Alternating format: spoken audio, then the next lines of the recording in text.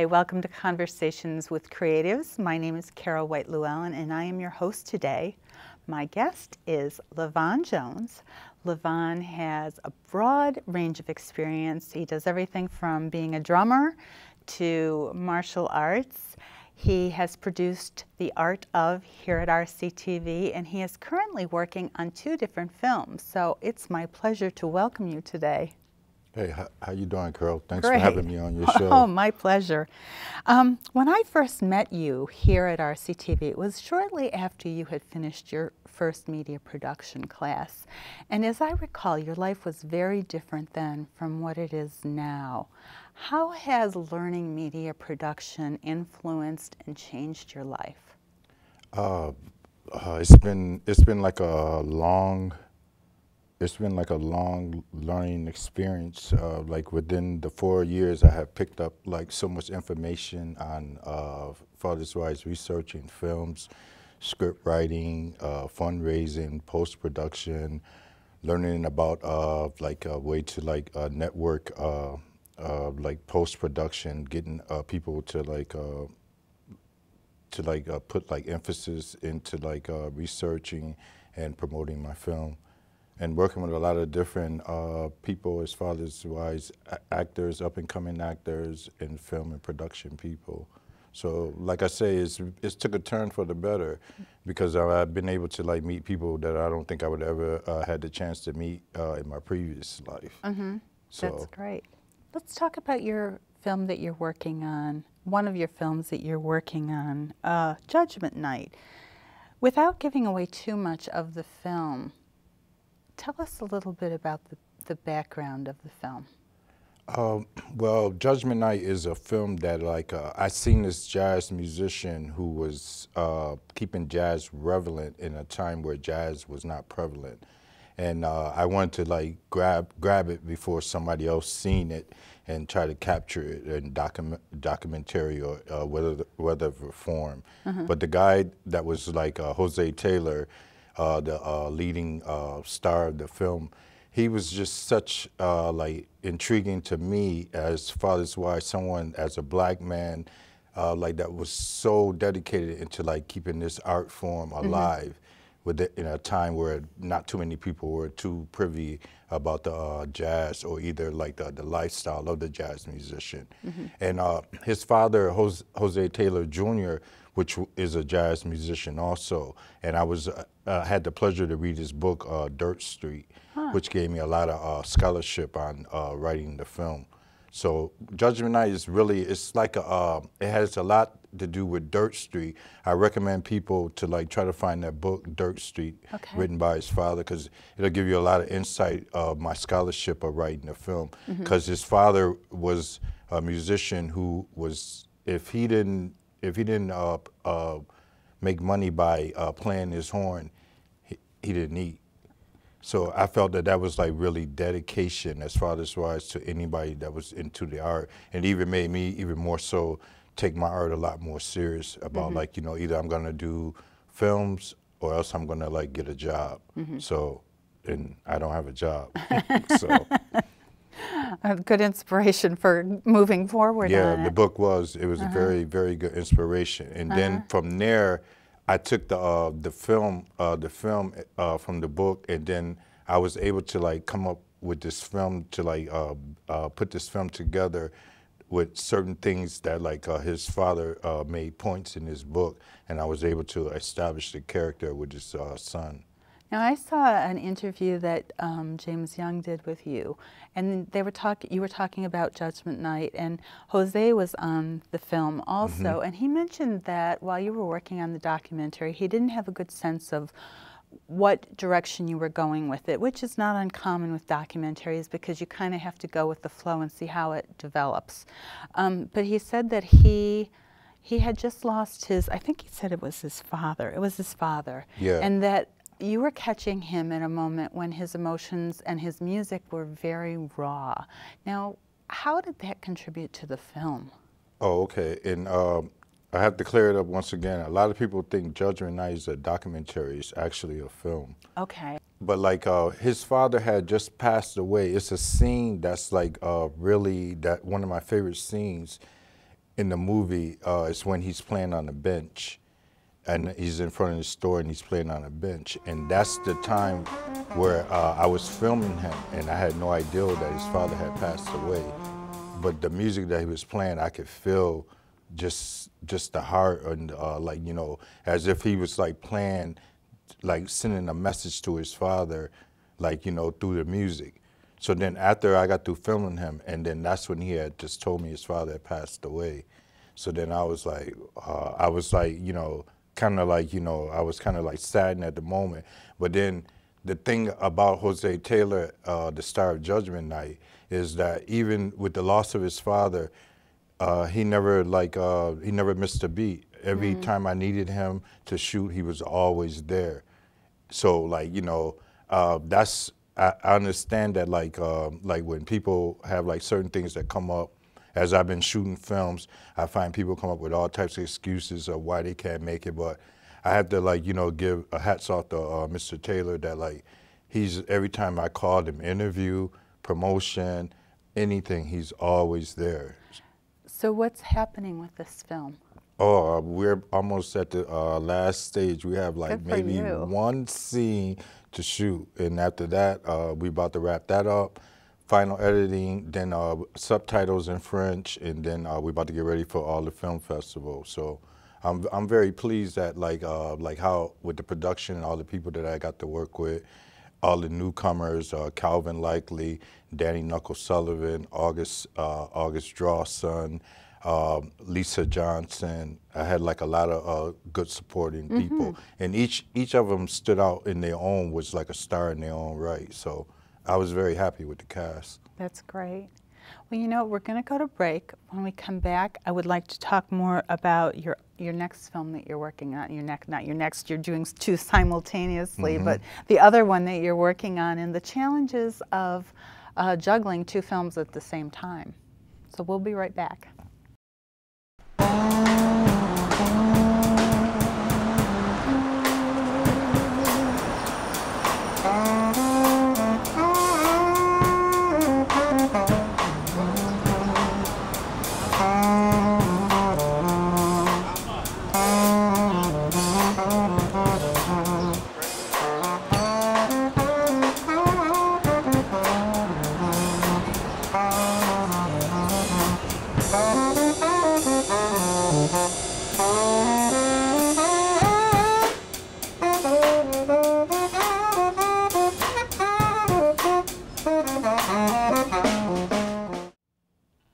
Welcome back to Conversations with Creatives, where my guest today is Levon Jones, and we are here talking about the film that he is working on called Judgment Night. I had a question for you. In the film that you were producing about Judgment Night, when you were interviewed by James Young, you said that when you started working on it, you were very reluctant to tell anyone about your work on the film because you were afraid that they would be overly critical. Let's talk about that.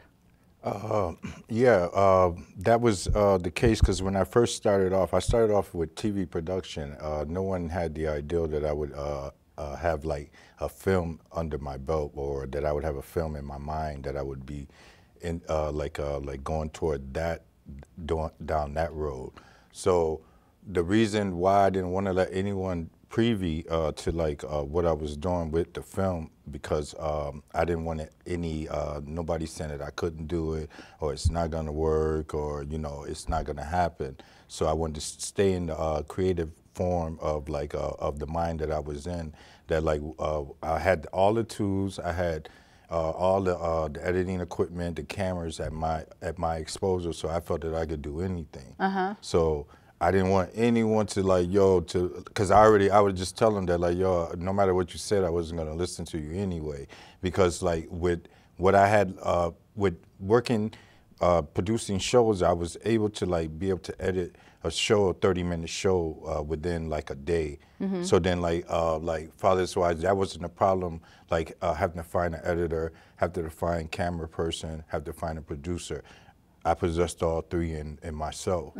So It's a great sense of yeah, empowerment. yeah. So then to listen to someone tell me that you can't do a film or it's not going to work. I didn't even want to even like let nobody even do that to themselves. So I just kept it to myself. And like I put like the actors in certain situations and where like it was the action instead of lines.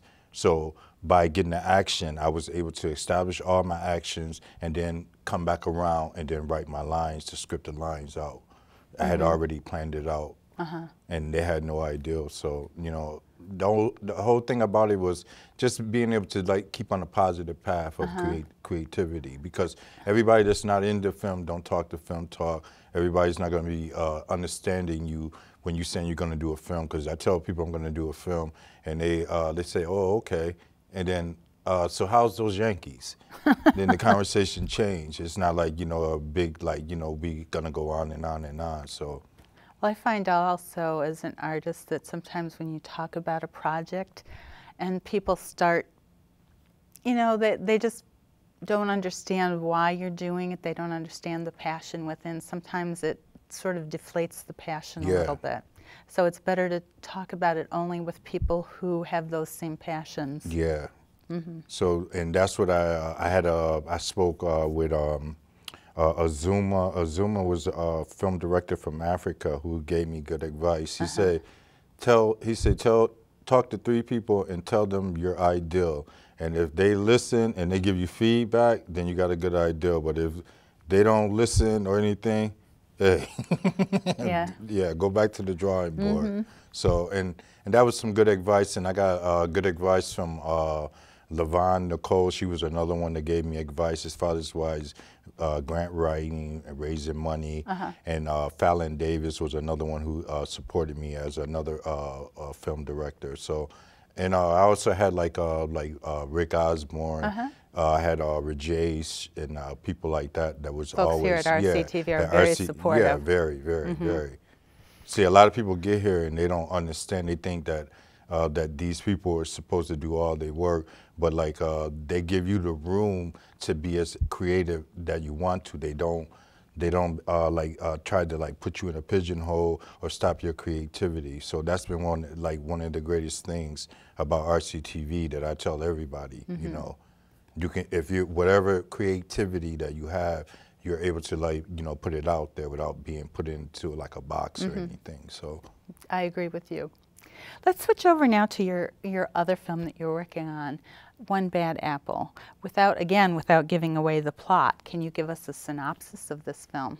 Oh, this is like my my second film, and it's about inner city kids, and it deals like in it puts you in the place where you're seeing the vision from a 16-year-old kid of how he's dealing with the urban city, and by him trying to take the good route and being a good kid, he's put into a situation where he has no choice but to like have to become a man and make decisions that like usually that young 16-year-old kids wouldn't have to make.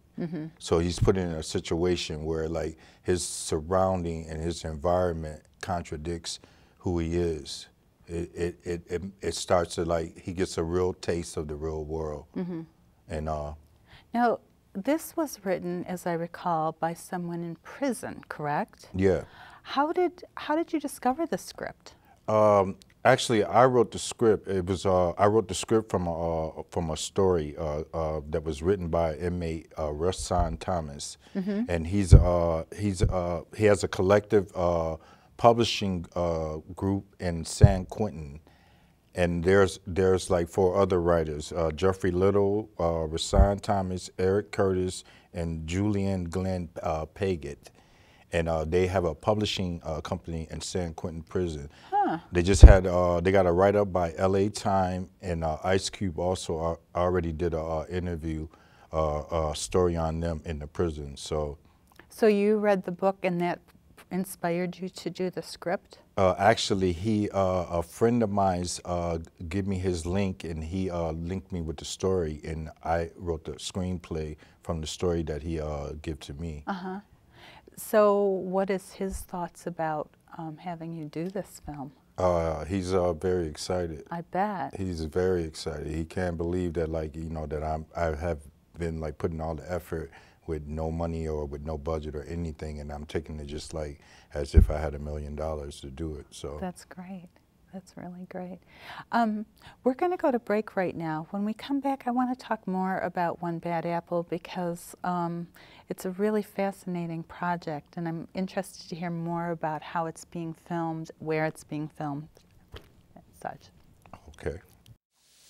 I was born in 2000, and I was raised up in, well, let's say some projects in New York. Yeah.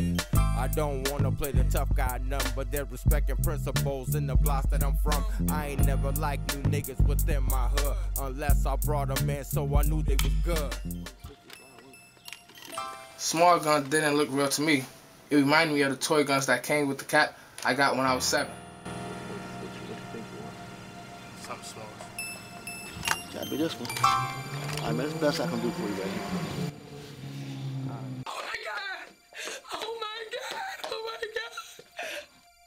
I heard gunfire before. My hood used to say, them old heads used to say, my hood used to say,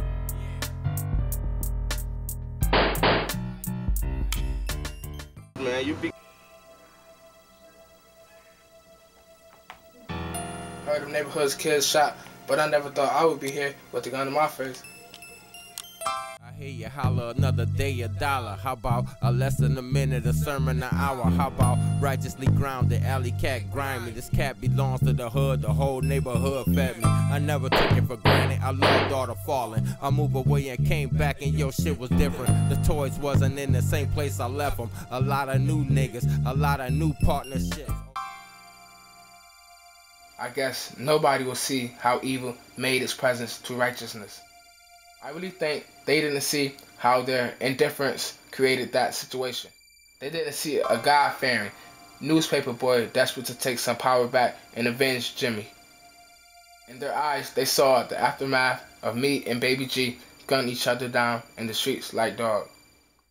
I guess one bad apple spoils the whole bunch.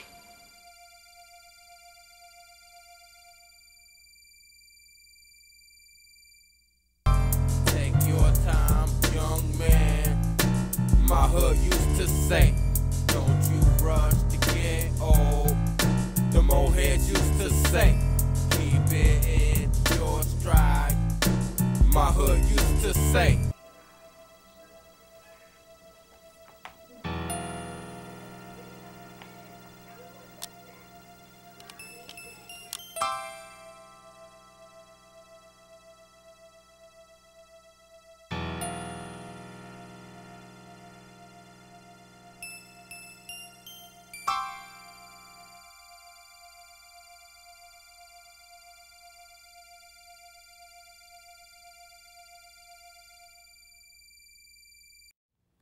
Welcome back to Conversations with Creatives, where my guest today is Levon Jones.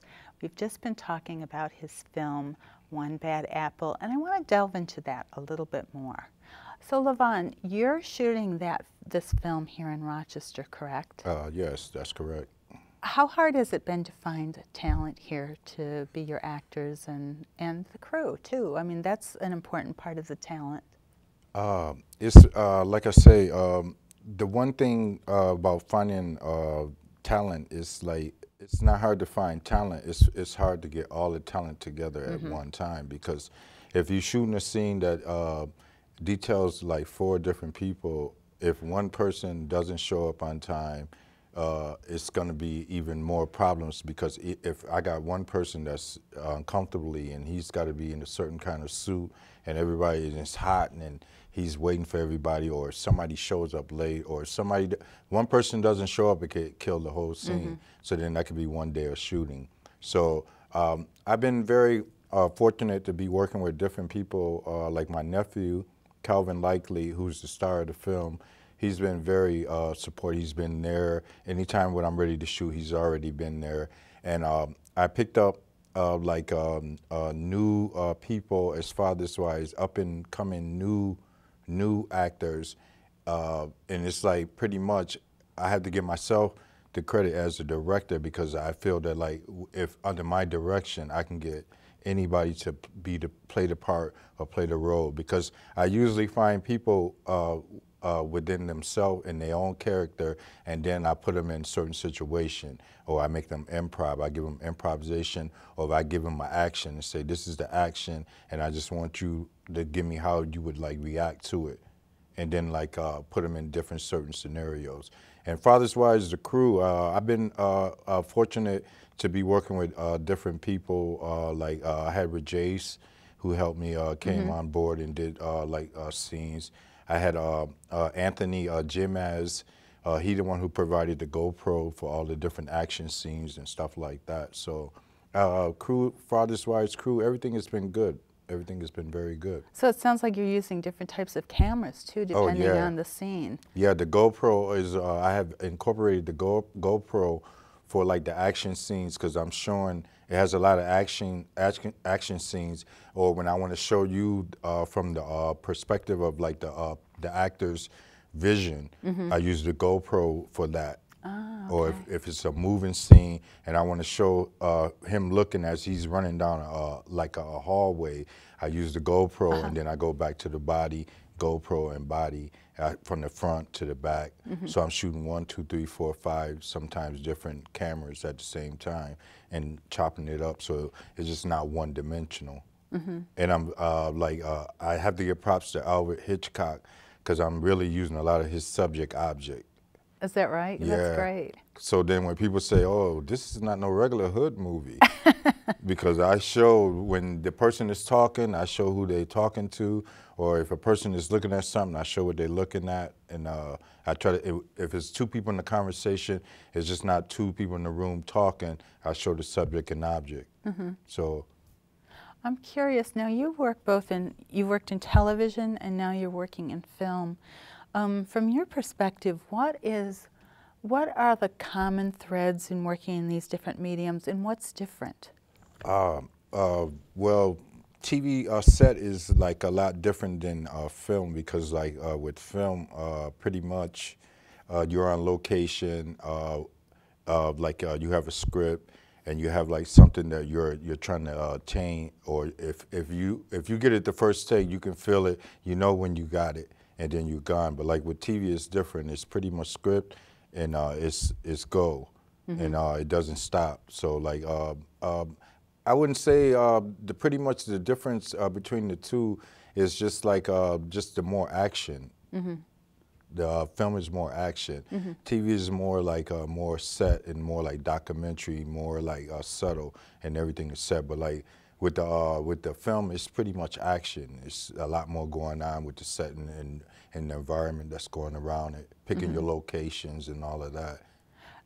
Thinking about the two films that you are working on, you know, one, I know that it's not a documentary, but it has, to me, it has somewhat of a feel of a documentary, and the other one is definitely a narrative. What have you seen as the challenges between the two? Well, the film is like it's more intense. It's a lot more work. The narrative. Yeah. Yeah. And like as different from the narrative. The narrative is like pretty much having where like you have some lines, but most of it's narrative. So then you have actions going with the lines.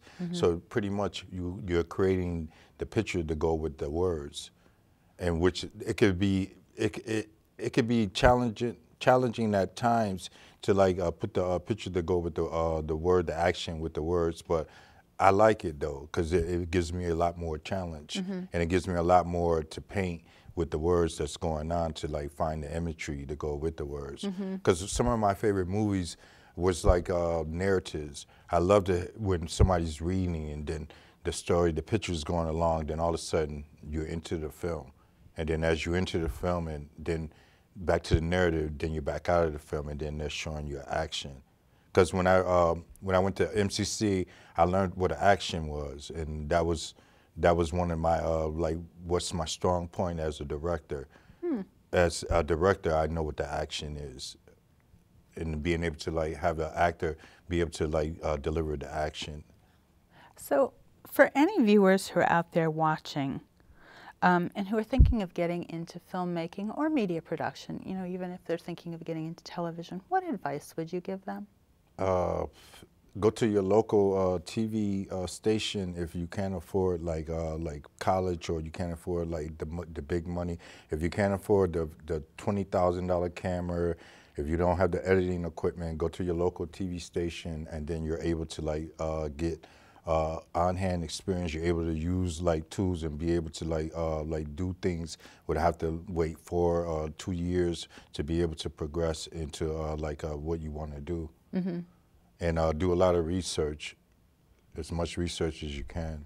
And what about for somebody who feels like they're an artist at heart?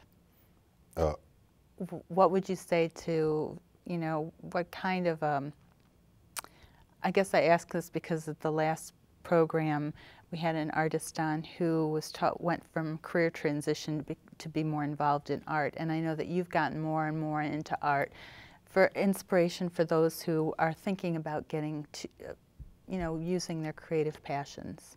I would say just keep your creative flow, stay with your mind of your decision of what you feel that's like important to you in art. Don't look at the money aspect, because a lot of people, if they don't see you making up big money and big checks, they don't respect your art. So, but you have to respect your art at all times. You have to love what you do, and you have to feel that like you're doing something to this world. Bringing art is something that like people take for granted.